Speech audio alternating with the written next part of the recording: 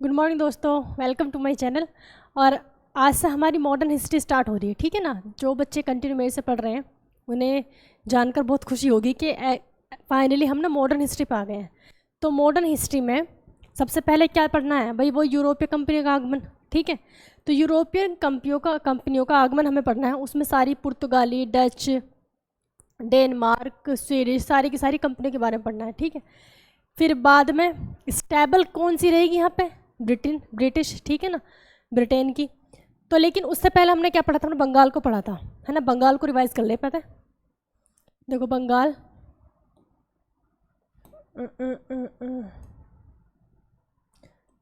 बंगाल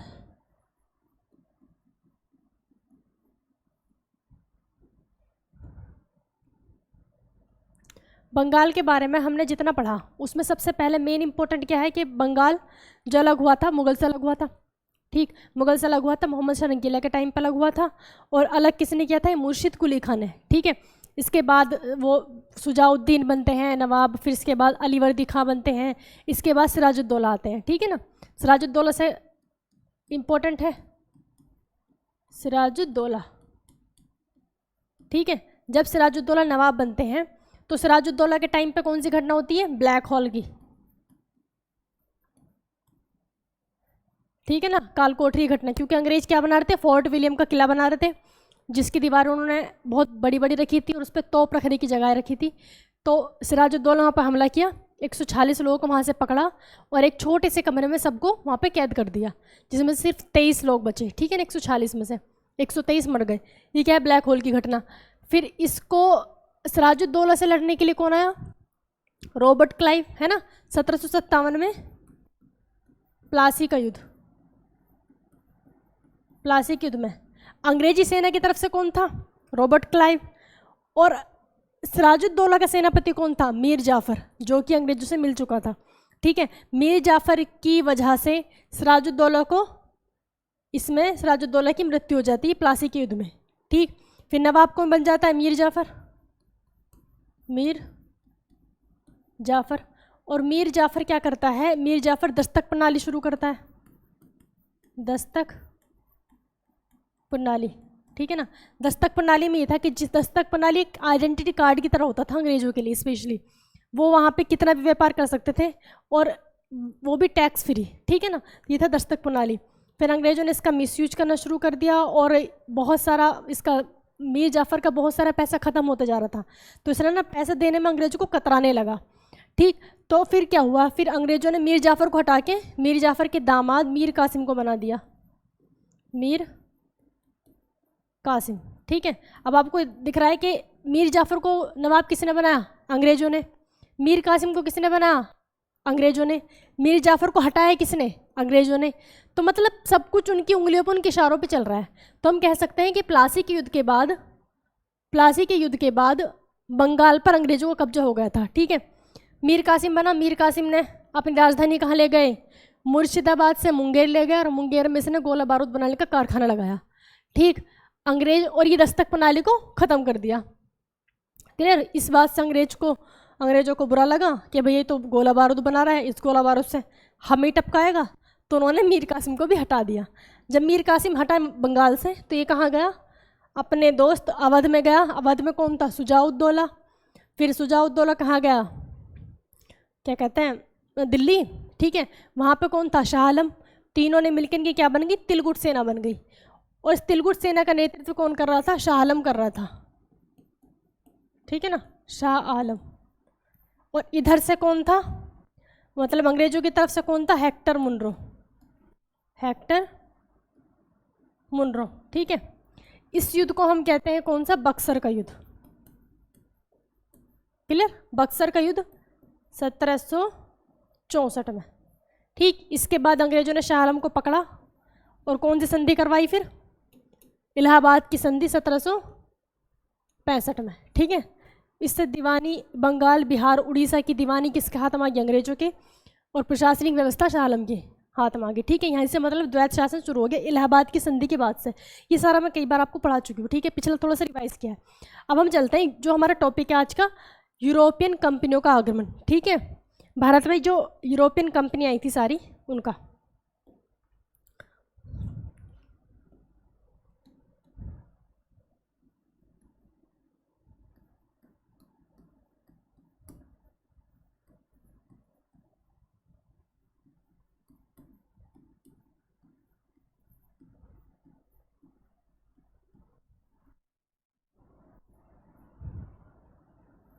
ठीक है जी, ये हमने अपना टॉपिक का नाम लिख दिया है थोड़ा अच्छे से करके। अब देखो सबसे बड़ी बात कि हम ना इनको कंपनी कह रहे हैं। जैसे आज के टाइम पे क्या होता है, कंपनी होती हैं और एक देश से दूसरे देश क्या करती है, व्यापार करती हैं, है ना भाई। इंडिया की कंपनी भी दूसरे कई देशों में, हमारे भारत में इतनी सारी विदेशी कंपनियां हैं, ठीक। तो ये जो थी स्टार्टिंग में जो यूरोपियन कंपनी जो थी वो कंपनी ही थी और भारत में व्यापार करने के लिए ही आई थी। मतलब स्टार्टिंग में उनका जो मोटिव था, उनका जो पर्पस था, भारत में व्यापार करना ही था। लेकिन जब देखा यहाँ पे इंडिया में आके कि भैया इंडिया तो सोने की चिड़िया है और यहाँ के इंसानों को फुर्सत ही नहीं है आपस में लड़ने से, क्यों ना हम यहाँ पे राज करने लगे। तो फिर ये हुआ, ठीक है। फिर जो लोग यहाँ पे सिर्फ व्यापार करने के पर्पस से आ रहे थे वो वहाँ पे यहाँ आकर बसने लगे और यहाँ पर कब्जा करने लगे, ठीक। तो ऐसे ना होड़ लग गई सबको, क्योंकि उस टाइम पे जब ये था, जब ये यूरोपियन कंपनी आ रही थी तो एक के बाद एक इसमें कितनी 6 कंपनियाँ आई हैं भारत में जो यूरोप देश से थी सारी की सारी स्टार्टिंग की। इसके ना मैं आपको एक ट्रिक बताती हूँ। देखो मेरे पास की 2 ट्रिक है याद करने की, सीक्वेंस याद करने की, कौन सी पहले फिर, क्योंकि आपको क्वेश्चन देगा, मतलब एक साइड यूरोपियन कंपनी दे दिया और एक साइड दे दिया उनका आगमन का क्रम, मतलब पहले कौन सी, आपको मैचिंग करने के लिए आ जाता है, ठीक है ना, कि उनको सही मैचिंग करो। पहले कौन सी होता है ना कि आरोही क्रम में या अवरोही क्रम में जो लगाने के लिए होता है ना, इस तरह से क्वेश्चन आता है इसमें, ठीक। तो इसकी यूरोपियन कंपनी जितनी भी भारत में आई उसकी ट्रिक है, एक तो है देखो पुत्र अड़ा डैड फंसा, पुत्र अड़ा डैड फंसा। भाई ट्रिक तो देखो इंटरेस्टिंग है। एक और ट्रिक है पेड कर दे फीस, ठीक है ना, पेड कर दे फीस। ये दोनों ही ट्रिक बहुत मज़ेदार है, आपको जो अच्छी लगे आप उससे याद कर सकते हो। देखो यहाँ पे सबसे पहले कौन आए थे, पुर्तगाली, ठीक है ना, पुर्तगाली। पुत्र से क्या हो जाएगा पुर्तगाली, यहाँ पी से पुर्तगाली हो गया, ठीक है ना। इसके बाद इंग्लैंड वाले, यहाँ अंग्रेजी है या इंग्लैंड है तो कुछ भी लिख सकता हूँ, इंग्लैंड लिख दूँ, चलो इंग्लैंड नहीं,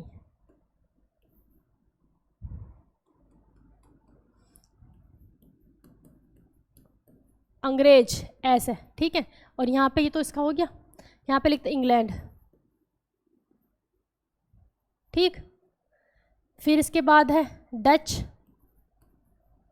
और यहाँ पे भी डच, ठीक। इसमें कर का कोई मतलब नहीं है। डैड से क्या हो गया डच, उसके बाद डेनमार्क, है ना, डच के बाद डेनमार्क। भाई यहाँ से दे से क्या हो जाएगा डेनमार्क, और यहाँ से भी, मतलब डेनमार्क क्या है, देश का नाम है, लेकिन उसकी कंपनी को क्या बोला जाएगा, डैनिश ईस्ट इंडिया कंपनी। तो डैनिश कर लो फिर डेनमार्क लिख लो यहाँ पे ना, डेनमार्क। यहाँ से क्या हो जाएगा फ्रांस, फैसे, और से स्वीडिश। वैसे यहाँ से फ्रांस और यहाँ पर स्वीडिश, ठीक है ना। ये दोनों ही ट्रिक मज़ेदार हैं, आप किसी से भी याद कर सकते हो। समझ आ गया, इतना पार्ट ये अलग हो गया, इतना अलग, ठीक। तो किसी भी ट्रिक से आप इनको सीक्वेंस याद कर सकते हो, ठीक। अब हम देखते हैं कि ये जो हमारी 6 की 6 कंपनियां हैं इनकी कौन कौन सी सनमाई, और ये जो मैंने आपको जो सीक्वेंस बताया है ना, ये इनकी स्थापना का क्रम है, काय का स्थापना का, स्थापना, ठीक है ना, स्थापना का क्रम है। मतलब कि स्थापना का मतलब क्या होता है, इस्टेब्लिश होना। अपने देश में जब ये कंपनी इस्टेब्लिश हुई, ये उसका सीक्वेंस है। अगर इंडिया में आने का सीक्वेंस देखोगे आप, इंडिया में आने का, भारत में आने का, तो रहेगा यही, क्योंकि सबसे पहले कौन आए थे, पुर्तगाली आए थे, सबसे पहले पुर्तगाली ही आए थे उसके। लेकिन जो अंग्रेज और डच, इन दोनों को ना देखो, अंग्रेज को कर दो इधर और डच को कर दो इधर, ये क्या हो जाएगा, ये हो जाएगा भारत में आने का क्रम। मतलब और सब तो ऐसे ही रहेगा, है ना। देखो स्थापना क्रम पहले पुर्तगाली, फिर अंग्रेज, फिर डच, फिर डेनमार्क, फ्रांस, स्वीडिश, जैसा है ट्रिक के हिसाब से ऐसी है इनकी स्थापना का क्रम। लेकिन भारत में आने क्रम क्या हो जाएगा, पहले पुर्तगाली, फिर डच, फिर अंग्रेज, फिर डेनमार्क, फ्रांस और स्वीडिश। क्लियर। बस ये दो ना, डच को और अंग्रेज को, इनको आपस में एक्सचेंज करना है, वो हो जाएगा हमारे भारत में आने का क्रम। ठीक, चलो देखो अब हम कौन कौन सी थी, पुर्तगाली थी, पुर्तगाली स्थापना है ना, इसके बाद इंग्लैंड, डच, डेनमार्क, इसके बाद फ्रांस और इसके बाद स्वीडिश। भाई यही तो कंपनियाँ। ठीक, डच जो है नीदरलैंड को कहते हैं, ठीक है ना, जिसका पहला नाम क्या था, हॉलैंड था, हॉलैंड नीदरलैंड, उसकी जो लोग थे उनको डच कहते हैं। ठीक, अब यहाँ पर आ जाओ, जो पुर्तगाली आए थे 1498 में, 1498 पुर्तगाली कंपनी की स्थापना हुई थी, 1498 में भारत में आए थे। ठीक, इंग्लैंड कंपनी की जो थी, ईस्ट इंडिया कंपनी इंग्लैंड की, उसकी स्थापना हुई थी 1498 हो गया, सन 1600 में। ठीक, डच की हुई थी 1602 में, डेनमार्क की हुई थी 1616 में, डेनमार्क की 1616 में, 1616, फ्रांस की 1664, ठीक है ना, और स्वीडिश की 1700 करके कुछ, 1731, 1731, ठीक है ना। ये क्या है, इनकी स्थापना क्रम है। अब भारत में आने का क्या हो जाएगा भाई, इंग्लैंड को तो इधर पहुंचा दो और डच को ऊपर पहुंचा दो, ठीक है ना। तो अब हम स्टार्टिंग करते हैं कि ये भारत में, ये तो आपको पता चल गया कि क्यों आए थे, कैसे व्यापार की पर्पज से आए थे। लेकिन जब यहाँ के लोगों की मेंटलिटी देखी और यहाँ पर देखा कि कितना ज़्यादा पैसा और कितना ज़्यादा मतलब कीमती चीज़ें हैं, है ना, तो यहाँ पे लोगों ने बसना शुरू कर दिया। ठीक, तो हम क्या पढ़ेंगे, पुर्तगाली के बारे में पढ़ेंगे, पुर्तगाली कैसे कैसे आए। इसको मैं ही छोड़ देती हूँ तो यहीं पे मैं कुछ कहा सकते हो आपको, ठीक है। देखो, जो पुर्तगाली थे,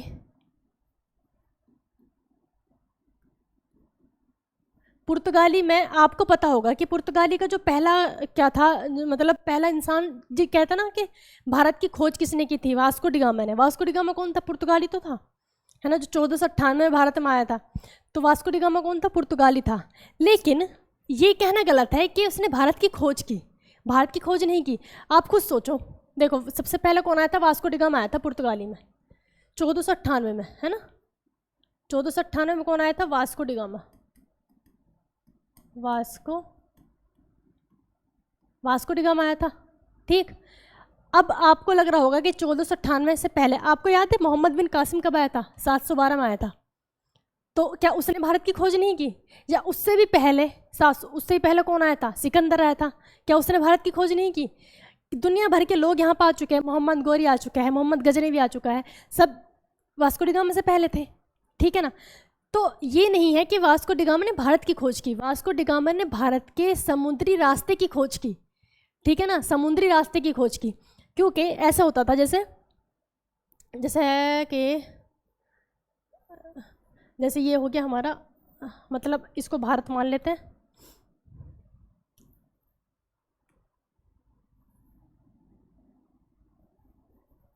ठीक है, ये हो गया भारत। अब भारत से इस तरफ क्या पड़ेगा, इधर है हमारा कौन सा, इधर अरेबियन कंट्री है ना, अरेबियन कंट्री, फिर यहाँ पे यहाँ पे है यूरोप, सपोज, है ना, पड़ेगा भी इधर, डायरेक्शन तो यही पड़ेगी ना यूरोप की। भाई वर्ल्ड मैप मुझे नहीं आता इसमें भी ज़्यादा, मैं मतलब डाउनलोड वगैरह करना, ठीक है। तो यहाँ पे है क्या, यहाँ पे है यूरोप, है ना, यूरोप है इधर इस डायरेक्शन में, और इसके बीच में पड़ेगी कौन सी, अरेबियन कंट्री, ठीक, मतलब ऑटोमन एम्पायर, टर्की वगैरह सब इधर है। और यहाँ पे अफ्रीका महाद्वीप होगा, इधर अफ्रीका महाद्वीप है ना, इधर अफ्रीका महाद्वीप है। तो वास्को डी गामा, जब ये जो लोग थे यूरोपियन वाले, जब ये अगर सीधा आते थे तो यहाँ पे जो कंट्री थी वो नहीं आने देती थी, वहीं पे काट पीट के इनको ख़त्म कर देते थे। मतलब डायरेक्ट जो लैंड का रास्ता था यहाँ पर नहीं आ सकते थे भारत के अंदर। तो वास्को डी गामा ने क्या दिमाग लगाया, वास्को डी गामा गया यहाँ से निकल के ऐसे घूम के भारत ऐसे आया, क्लियर, वो ऐसे घूम कर आया। तो ये जो रास्ता था ना, समुद्री रास्ता, इसकी खोज की थी वास्को डी गामा ने, ठीक है। तो भारत में आने वाला पहला पुर्तगाली कौन था, वास्को डी गामा था।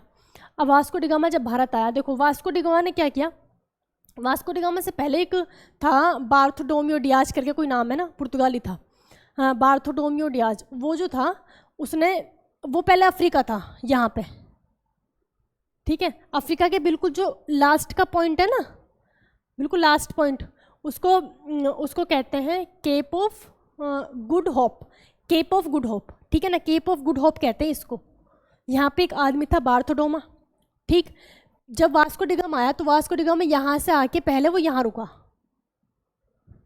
ठीक है, उसके क्योंकि यहाँ तक की खोज पहले ही कर चुका था, पहले पुर्तगाली आदमी बार्थोडोमा जो था, ठीक। वास्को डी गामा पहले यहाँ आया, साउथ अफ्रीका की बिल्कुल जो केप कहते हैं ना, केप वो जगह होती है मतलब जो बिल्कुल समुद्र में लटका हुआ थोड़ा छोटा सा जो मतलब एरिया होता है, मतलब कोना, समुद्र में जमीन का कोना जो समुद्र के तरफ हो, समुद्र में लटका हो उस टाइप का ना, तो केप ऑफ गुड होप कहते हैं इसको। यहाँ पे कौन है? वास्को डी गामा आया। अब वास्को डी गामा को यहाँ पे मिलते हैं गुजराती आदमी। सोचो भारत के गुजरात के भैया शुरू से ही ना बिजनेस माइंड होते हैं, व्यापारी। तो वो क्या थे, वो गुजराती लोग थे यहाँ पे। उन्होंने रास्ता दिखा दिया आगे का कि ठीक है तुम सही जा रहे हो, आगे को निकल जाओ। तो कहाँ पहुँचा? यहाँ पहुँचा, ठीक है ना।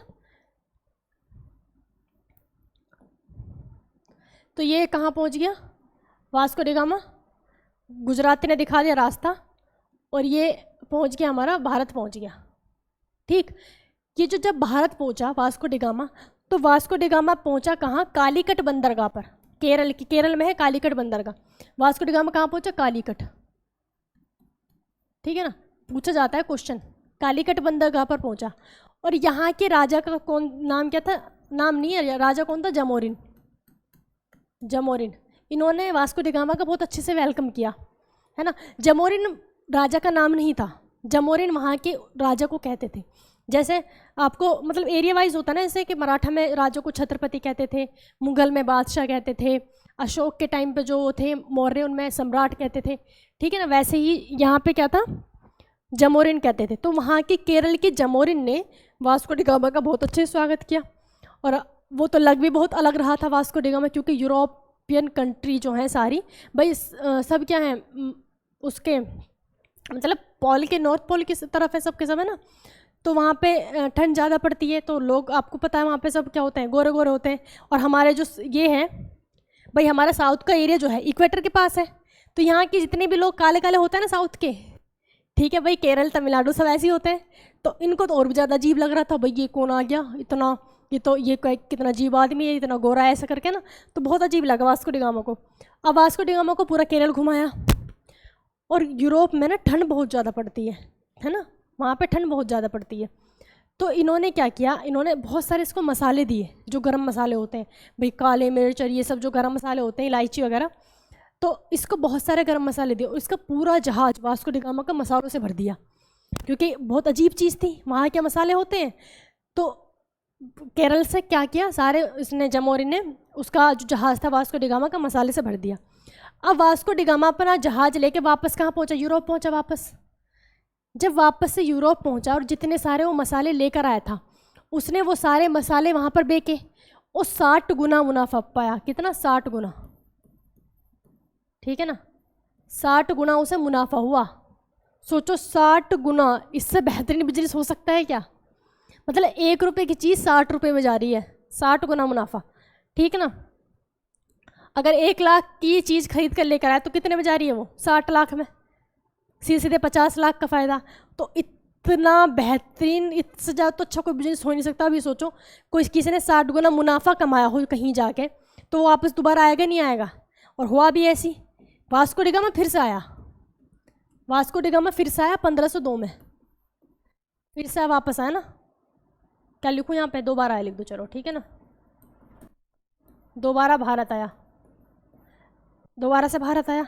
अब वहाँ के जब वास्को डी गामा वहाँ पे अगर सबने देखा भाई इतना बेहतरीन तरीके से, वहाँ तो ऐसी ऐसी चीज़ें हैं, यहाँ पे इतना अच्छा फ़ायदा है, तो वहाँ पे ना पूरे यूरोप में हल्ला हो गया। उस सब सोच रहे हैं कि भाई हमें ही भारत जाना चाहिए, हमें ही भारत जाना चाहिए। फिर क्या हुआ? फिर सबसे पहले तो वास्को डी गामा आए थे, दोबारा भी आ गया। फिर वास्को डी गामा की ना यहीं पे ही मलेरिया वगैरह इसको हो गया था, केरल में इसकी मृत्यु हो गई, ठीक, केरल में ही मृत्यु होगी। फिर 1503 में क्या हुआ? 1503 में फिर पुर्तगाल के और भी लोग आने लगे। जब काफ़ी सारे लोग आ गए तो इन्होंने केरल के कोच्चि के किला जीत लिया, मतलब केरल के कोच्चि पर कब्जा कर लिया, है ना। देख लो कितना तेज़ी से वो है, बढ़ रहे हैं आगे। तो 1503 में क्या हुआ? कोच्चि का किला जीत लिया पुर्तगालियों ने।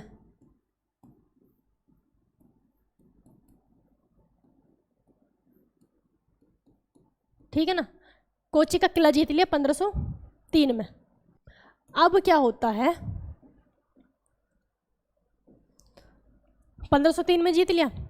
फिर जब फिर बहुत सारे लोग आने लगे, है ना, और भी ज़्यादा लोग आने लगे पुर्तगाल से।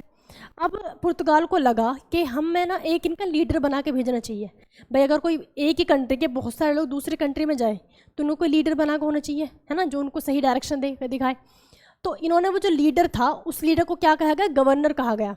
ठीक है, उस लीडर को क्या कहा गया, गवर्नर कहा गया। तो वो गवर्नर कब आया, 1505 में।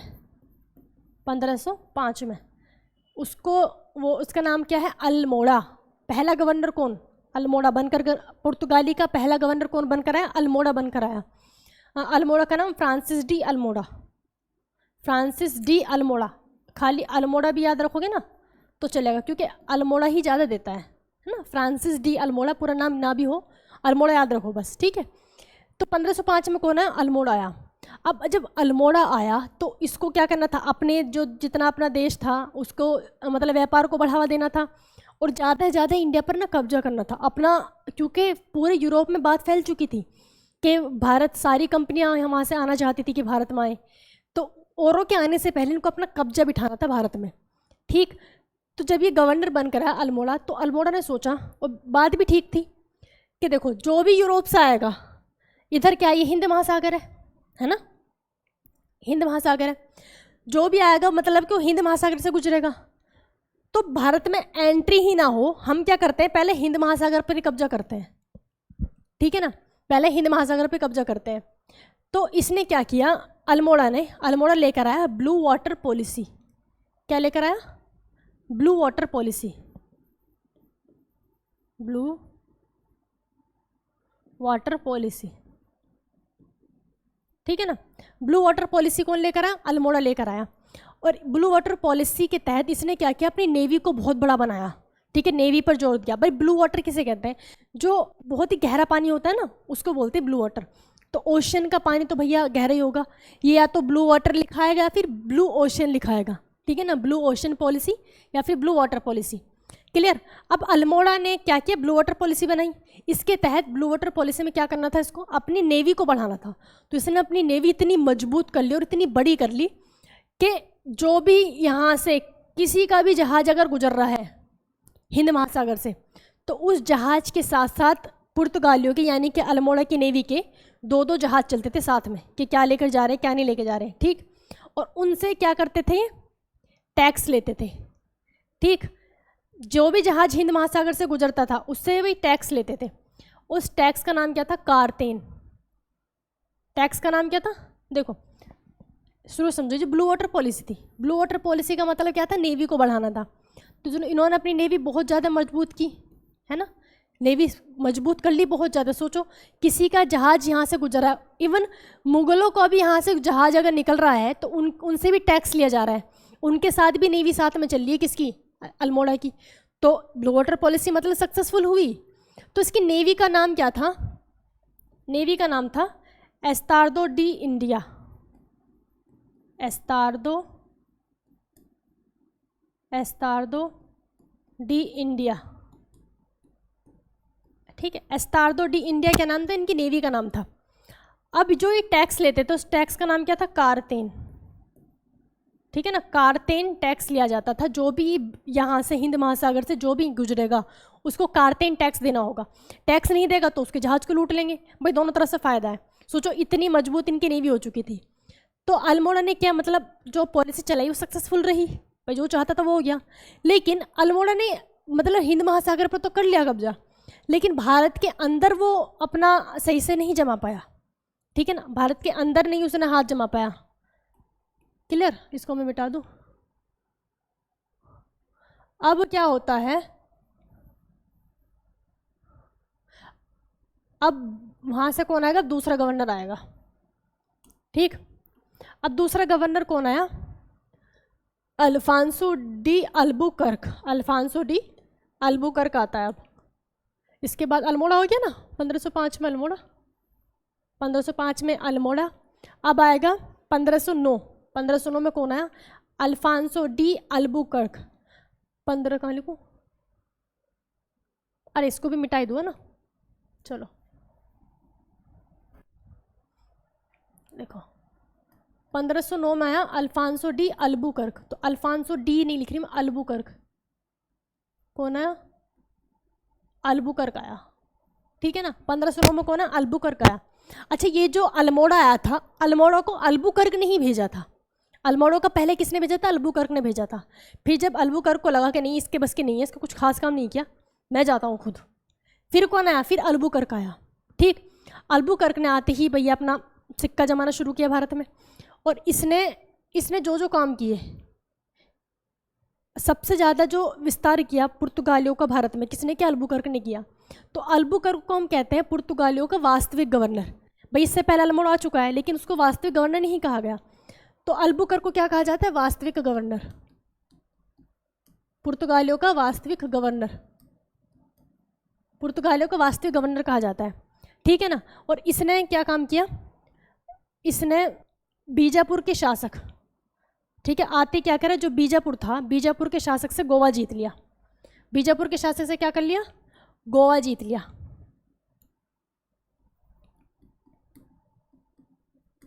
बीजापुर से क्या जीत लिया? गोवा जीत लिया, ठीक है। इसने कोच्चि को अपनी राजधानी बना दिया।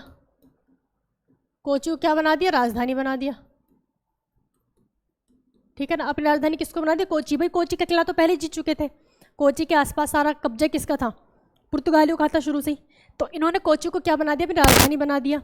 बीजापुर के शासक से गोवा जीत लिया, ठीक है, गोवा जीत लिया। अभी जो गोवा जीता ना, ये गोवा, ये सबसे ज़्यादा लास्ट में हम गोवा को छुड़ा पाए हैं 1961 में।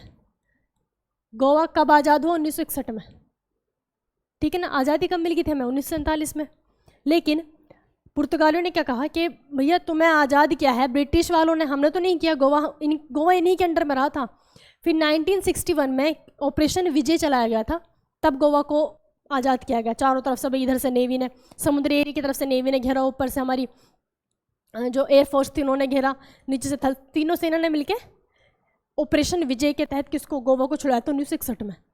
मतलब ये समझो कि हम पुर्तगालियों से आज़ाद कब हुए? 1961 में। पुर्तगाली आए कब थे? 1498 में। सबसे पहले आए और सबसे लास्ट में गए, ठीक है ना। सबसे पहले आए और सबसे लास्ट में गए कौन? पुर्तगाली, ठीक है। कोच्चि को अपनी राजधानी बना दिया। और अल्बुकर्क ने किया कि इसने कहा कि मतलब कि जितने भी वे हैं ना, मतलब पुर्तगाली लोग हैं, उन्हें भारतीय महिलाओं से शादी करने के लिए प्रेरित किया, जिससे कि उनकी संख्या भारत में बढ़ी, है ना। और दूसरी मतलब कि थोड़ी रिश्तेदारी बन जाएगी तो ज़्यादा कुछ आपस में विवाद कम होगा, ठीक है। तो इन्होंने क्या किया? इन्होंने विवाह के लिए प्रेरित किया। विवाह के लिए प्रेरित किया किससे? भारतीयों से, भारतीय महिला से ना। भारतीय महिला से विवाह के लिए प्रेरित किया किसने? अल्बुकर्क ने। जब मैंने आपको कृष्णदेवराय के टाइम पे पढ़ाया था, कृष्णदेवराय पढ़ाया था, है ना, विजयनगर में, तो कृष्णदेवराय के बारे में मैंने आपको बताया था कि कृष्णदेवराय का किससे? पुर्तगालियों से अच्छे संबंध था। तो पुर्तगाली कौन था? वो अल्बुकर्क। तो अल्बुकर्क का संबंध किससे अच्छा था? कृष्णदेवराय से। इन्होंने कृष्णदेवराय से अच्छा संबंध बनाया। कृष्णदेवराय भी बहुत अच्छे शासक थे, है ना। कृष्णदेवराय से अच्छे संबंध बनाया अल्बुकर्क ने। और क्या किया अल्बुकर्क ने? अल्बुकर्क लेकर आया 3G पॉलिसी। क्या लेकर आया? 3G policy. ये 3G पॉलिसी क्या है? 3G policy. Blue water policy कौन लाया? अल्मोड़ा। 3G पॉलिसी कौन लाया? अल्बुकर्क, ठीक है। 3G पॉलिसी कौन लाया? अल्बुकर्क। देखो 3G जो है, 3G का मतलब 3 बार G, इसका मतलब होता है 3G का गॉड, गोल्ड और ग्लोरी, ठीक है ना। God, gold, glory, God, gold, glory. इसका कहना था कि गॉड मतलब इन तीनों चीज़ को ना बढ़ावा देना है। अब गॉड का मतलब कि मतलब ईसाई धर्म का प्रचार, है ना। इन्होंने अपने केरल में आज ही बहुत बड़ा कैथरीन चर्च है जो पुर्तगाल ने बनाया था, ठीक है ना। मतलब भारत के सबसे पुराने चर्चों में से वो एक है, ठीक। तो मतलब ईसाई धर्म को बढ़ावा देना। गॉड का मतलब, गोल्ड का मतलब क्या है? पैसे से है, ठीक है ना, कि यहाँ से ज़्यादा ज़्यादा हो सके पैसा कमाना। भारत में क्या करना? देखो भारत में ईसाई धर्म का प्रचार करना, ठीक। सेकंड गोल्ड मतलब यहाँ से पैसा कमाना ज़्यादा ज़्यादा। थर्ड ग्लोरी, ग्लोरी का मतलब कि होता ना, कैसे बताऊँ, ग्लोरी का तो आपको पता ही है कि जिसकी ज़्यादा होती है, मतलब लोग ज़्यादा जिसकी प्रशंसा करते हैं, जिसका बहुत बड़ा नाम होता है, उसे तो ग्लोरी कहते हैं कि बहुत ज़्यादा बहुत बड़ा नाम है इनका, तो नाम कमाना। ठीक है, उस टाइम पे यूरोप में मैंने आपको बताया था कि यूरोप में ना एक होड़ थी ज़्यादा उस पर कब्जा करने की। मतलब जिस देश का कब्जा जितने ज़्यादा देशों पर होगा, उसकी ग्लोरी, उसका नाम उतना ज़्यादा होगा। ठीक है ना, तो ग्लोरी को भी फैलाना है, मतलब भारत पर कब्जा करना है। तो ये किस्म 3G पॉलिसी कौन लेकर आया? अल्बुकर्क लेकर आया। 3G पॉलिसी कौन लाया? अल्बुकर्क लेकर आया। ठीक है, यहाँ तक क्लियर। अब अल्बुकर्क ने क्या किया, ये सब तो हो गया किसने? बीजापुर के शासक से गोवा जीत लिया और कोच्चि को राजधानी बना दिया। भारतीयों से विवाह करने के लिए प्रेरित किया। कृष्णदेवराय से इसके अच्छे संबंध थे। ठीक है, और 3G पॉलिसी लेकर आया। और क्या हुआ? आलू तंबाकू की खेती हुई। अब प्रिंटिंग प्रेस, ठीक है ना, प्रिंटिंग प्रेस जो थी पहली बार पुर्तगाल ने लगाई थी 1556 में। ये चलो लास्ट में पढ़ाऊंगी, पहले एक और गवर्नर पढ़ लो आप, Nino de Cunha. Albuquerque clear है ना भाई? अल्बुकर्क और अल्मोड़ा, इनमें दिक्कत नहीं होनी चाहिए, है ना, क्योंकि अल्मोड़ा में तो सिर्फ एक ही ब्लू वाटर पॉलिसी पढ़ना है, इसने ये सारे काम किए। ठीक, अब आ जाते हैं हम, जो तीसरा हमारा गवर्नर है। यहाँ तक किसी को स्क्रीनशॉट वगैरह कुछ लेना हो तो ले सकते हो। ठीक है, चलो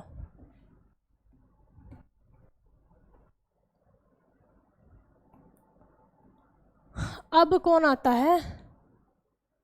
अब गवर्नर है एक नीनो डी कुन्हा। कौन बना? Nino de Cunha. ठीक है, Nino de Cunha. Nino de Cunha ने क्या किया? इन्होंने एक तो देखो, गोवा जीत चुका था कौन? अल्बुकर्क। तो राजधानी कहाँ ले गया? गोवा ले गया। राजधानी पहले कहाँ थी? कोच्चि। तो राजधानी कहाँ ले गया ये नीनो डी कुन्हा? गोवा ले गया। गोवा ले गया। ठीक है, देखो हम अगर इधर प्रायद्वीपीय भारत में जाएंगे ना, तो इधर बॉर्डर पे, मतलब तट पे ही तो है गोवा, है ना। और उससे पहले कोच्चि है, कोच्चि भी केरल में है। कोच्चि से ऊपर गया, गोवा जीत लिया। फिर गोवा पहुंचा, गोवा को राजधानी बना लिया किसने? नीनो डी कुन्हा ने। फिर गोवा से ऊपर ही गुजरात के आसपास कौन पड़ेंगे? दमन और दीव। तो दमन और दीव किसने जीता? नीनो डी कुन्हा ने। ठीक है ना, दमन दीप, ठीक है ना, दमन द्वीप पर जीता किसने? नीनो डी कुन्हा ने। दमन द्वीप पर किसने जीता? Nino de Cunha. Nino de Cunha ने दमन द्वीप को जीत लिया। ठीक, अब ये जो जब हमारा ये था, मैंने आपको बताया था गोवा दमन द्वीप तीनों एक साथ ही आज़ाद हुए 1961 में। तो पुर्तगाली कहाँ से कहाँ तक हो गए? 1498 से लेकर 1961, सबसे पहले आए सबसे बाद में गए। ठीक, अब क्या होता है, इनके टाइम पे, पुर्तगालियों के टाइम पे आलू और तंबाकू की खेती हुई भारत में पहली बार। आलू और तंबाकू की खेती किसने की थी? पुर्तगालियों ने। तंबाकू की खेती। प्रिंटिंग प्रेस कौन लेकर आए? पुर्तगाली। प्रिंटिंग प्रेस 1556 में, ठीक है ना, 1556 में प्रिंटिंग प्रेस कौन लेकर आए? पुर्तगाली लेकर आए। अब क्या होता है, अब देखो हमने पुर्तगाली कंप्लीट पढ़ लिया है ना, अब थोड़ा पीछे चलो। पुर्तगाली हम पढ़ चुके हैं। ठीक, इसके बाद हम इंग्लैंड पढ़ना चाहिए। इंग्लैंड को आप सिर्फ इतना समझ लो कि 1600 में इसकी स्थापना हुई, फिर इंग्लैंड की ईस्ट इंडिया कंपनी आई।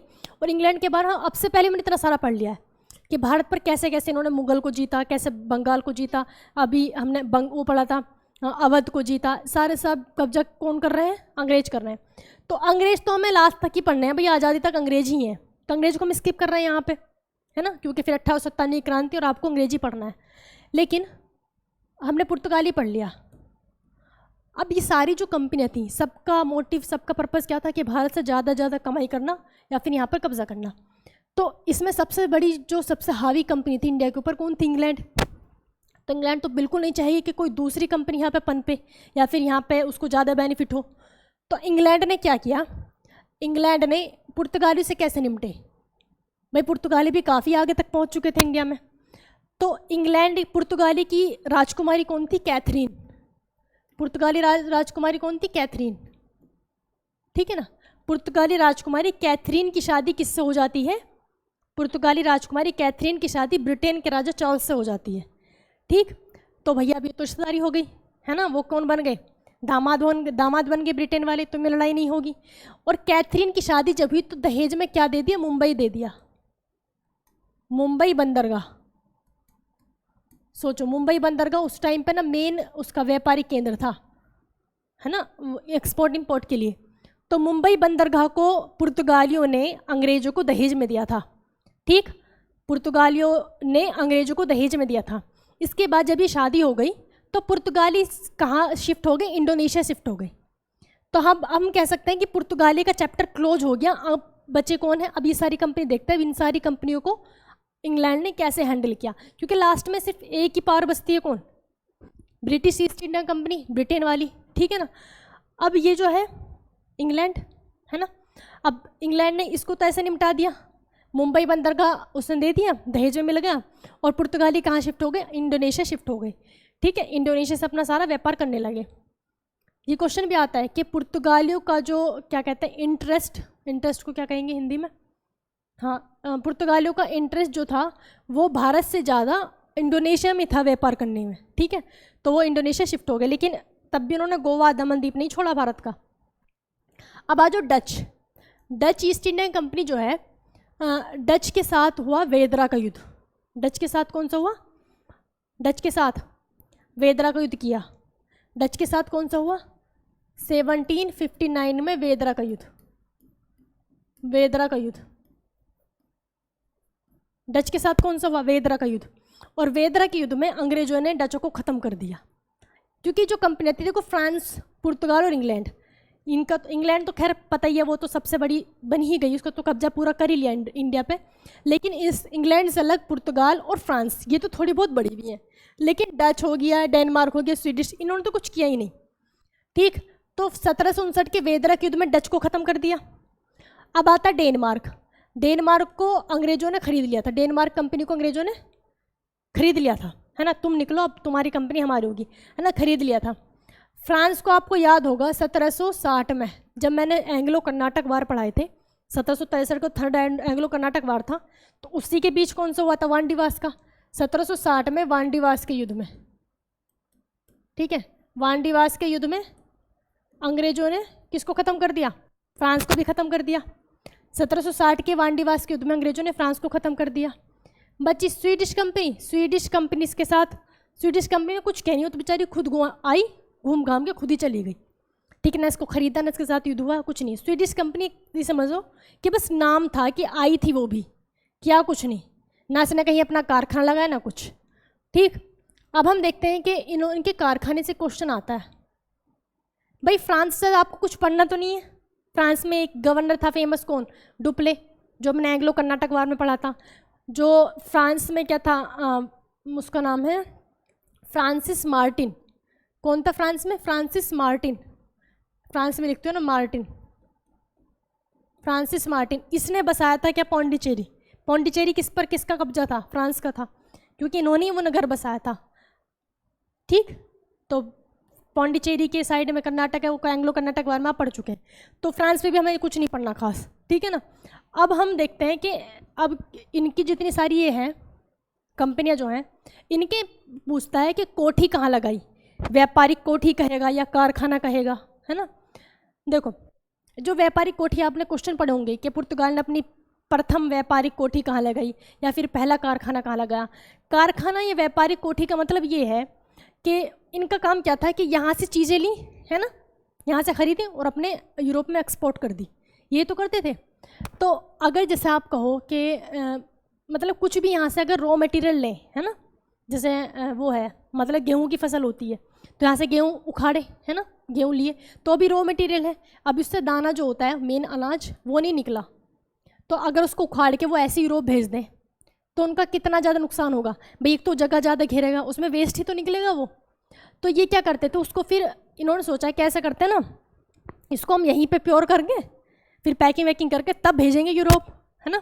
तो उस काम के लिए इन्हें कोई जगह चाहिए थी, है ना, भाई उस काम करने के लिए वो प्योर माल निकालने के लिए रॉ मटेरियल से, जैसे कि किसी चीज़ की फसल है ना, उसका फसल तो भाई ऐसी होती है फिर मशीन में निकलती है ना, वो पहला तो मशीन ज़्यादा नहीं थी पर जैसे भी कराते थे तो दाना निकलता है, तो उसमें से वही तो प्योर है, अगर उसको भेजेंगे तो ज़्यादा फ़ायदा होगा।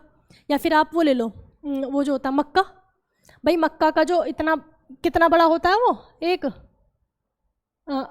है ना, इसमें अब सोचो एक क्या बोलते हैं इसको, भुट्टा है ना, इसमें कितने इतने से दाने निकलेंगे और ये जगह कितनी घेरेगा अगर इसको लेकर जाएंगे। तो इस वजह से इनके दाने वगैरह निकालने के लिए, मतलब रॉ मटेरियल से प्योर मटेरियल निकालने के लिए उन्होंने अपने कारखाने लगाए, उसको कहा गया कारखाना। ठीक, तो जब पुर्तगाली आए थे, पुर्तगाली पहली बार कहाँ आए थे, केरल में। तो पुर्तगालियों ने अपना पहला कारखाना कहाँ लगाया, केरल के कोचीन में लगाया, पहली व्यापारिक कोठी कह लो या कारखाना। अब समझ तो आ गया कारखाना है व्यापारिक कोठी है क्या। ठीक, तो उन्होंने अपना पहला कारखाना कहाँ लगाया,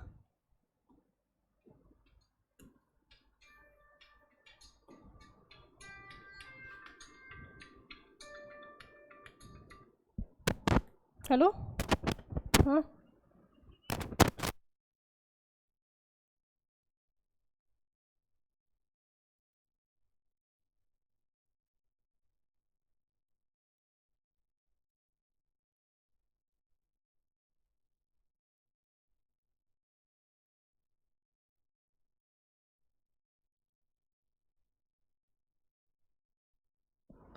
ठीक है।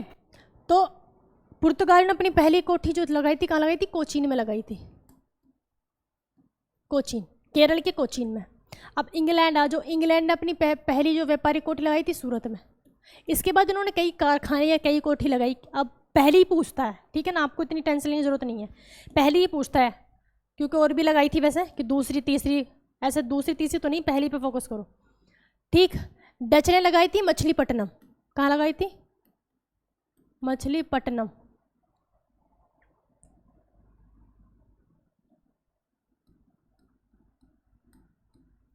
मछलीपट्टनम, ठीक है। ये जो मछलीपट्टनम कहाँ, आंध्र प्रदेश में है, मछलीपट्टनम कहाँ, आंध्र प्रदेश में। आंध्र प्रदेश का जो है, आंध्र प्रदेश इधर कर्नाटक है, मैसूर है, सारे पे कब्जा इंग्लैंड को हो चुका था। फिर बेचारे छोटी सी जगह में कौन बच रहे थे, डच बच रहे थे। डचों को भी इंग्लैंड ने कौन से युद्ध से हरा दिया, वेदरा के युद्ध से। ठीक, तो उन्होंने अपना पहला कारखाना कहाँ लगाया था, मछलीपट्टनम लगाया था। डेनमार्क जो थे, डेनमार्क ने लगाया था त्रावणकोर, कहाँ लगाया, त्रावणकोर। डेनमार्क ने कहाँ लगाया, त्रावणकोर, ठीक है, त्रावणकोर केरल में ही है। फ्रांस ने लगाया था सूरत में, फ्रांस ने कहाँ लगाया, सूरत में। स्वीडिश ने तो कुछ किया ही नहीं। ठीक, स्वीडिश कंपनी ने कुछ नहीं किया, इसको हमें पढ़ना ही नहीं है, स्वीडिश कंपनी को पढ़ना ही नहीं है। क्लियर। अब ये जो सारी थी देखो याद करने के, जैसे इंग्लैंड है और फ्रांस है, इंग्लैंड ने भी सूरत है ना और फ्रांस ने भी सूरत। आपको नहीं लगता कि इन दोनों की सूरत अच्छी होती है ना। जैसे इंग्लैंड के पता है कि गोरे गोरे होते हैं, फ्रांस का तो पता ही है कि जो पेरिस है वो उसकी फैशन की नगरी कहा जाता है, तो सूरत से याद रख लो। डच और डेनमार्क इनका देख लेना भाई, किसी भी तरह से याद कर सकते हो। ठीक है, तो आज के लिए इतना ही। कल हम फिर 1857 की क्रांति और थोड़ा सा इंग्लैंड के बारे में पढ़ लेंगे, इनकी कंपनी के बारे में, ईस्ट इंडिया कंपनी। ठीक है, थैंक यू दोस्तों, वीडियो को लाइक और शेयर जरूर कर देना।